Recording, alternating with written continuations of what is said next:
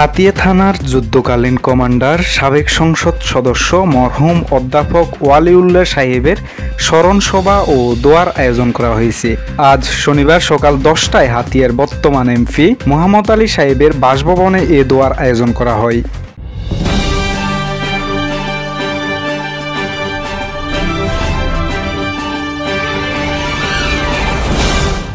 নোয়াখালী দ্বীপ উপজেলা হাতিয়ার কৃতি সন্তান, হাতিয়ার মাটি ও মানুষের নেতা মরহুম অধ্যাপক ওয়ালিউল্লাহ।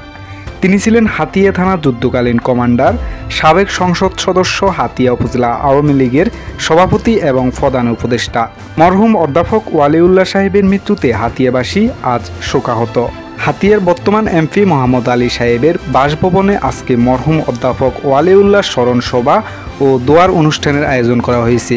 স্মরণ সভা ও দোয়া অনুষ্ঠানের সভাপতিত্ব করেন হাতিয়া উপজেলা আওয়ামী লীগের সভাপতি এবং বর্তমান সফল এমপি জননেতা জনাব মোহাম্মদ আলী সাহেব। এছাড়াও উক্ত অনুষ্ঠানে উপস্থিত ছিলেন ছাত্রলীগ, যুবলীগ, স্বেচ্ছাসেবক লীগ সহ আওয়ামী লীগের বিভিন্ন নেতাকর্মীগণ। আলোচনায় জননেতা জনাব মোহাম্মদ আলী সাহেব দলীয় নেতাকর্মীদের নির্দেশনা দেন।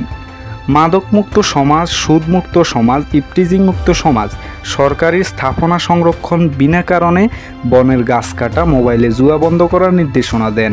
উক্ত দোয়ার অনুষ্ঠানে দুপুরের মধ্যাহ্নভোজের আয়োজন করা হয়।